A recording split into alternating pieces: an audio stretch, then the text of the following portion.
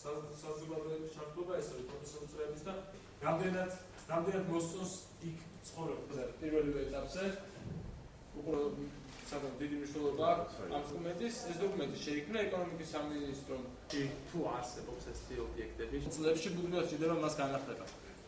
ძალიან სტრატეგიული გეგმა ურბანული განვითარების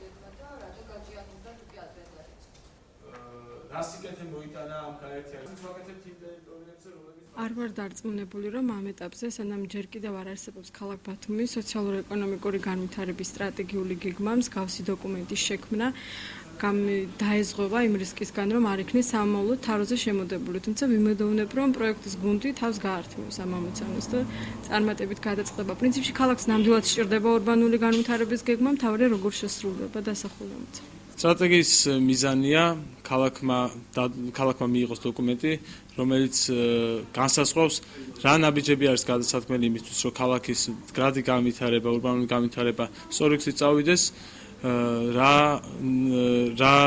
დოკუმენტები არის შესაქმნელი იმისთვის, რომ მოხდეს სწორი განვითარება. ჩვენი მიზანია პირველ რიგში შევისწავლოთ არსებული სიტუაცია, გამოვავნოთ ქალაქის ძლიერი და სუსტი მხარეები, მისი შესაძლებლობები და ის საფრთხეები, რომლებიც შეიძლება ქალაქის წინაშე დღეს დგას. ეს გეგმა, რომელიც არსებობს ქალაქში, ეს იყო 2008 წლის საზღვრებში, რაც იყო მოქცეული, იმაზეა დაწერილი. იმის შემდეგ ქალაქი ორჯერ გაიზარდა, ანუ ეხლა ბოლოს რაც შემოუერთდა ქალაქი, იმაზე არ არის ეს გეგმა გაკეთებული. ეს მნიშვნელოვანი კომპონენტი არის, რომ ამ სტრატეგიაში აუცილებლად ჩაიდება ის, რომ მოხდეს ახალ შემოერთებულ ტერიტორიებზე ადაპტირება ამ გეგმისა. ერთ-ერთი რეკომენდაცია შეიძლება იყოს, თუმცა ეს სტრატეგია უფრო ფართო მნიშვნელობის არის, არა მარტო გეგმისა, არამედ ზოგადად როგორი უნდა იყოს ქალაქი, სად უნდა საითკენ მივდივართ, ამ კუთხით იქნება ეს სტრატეგია დადებული.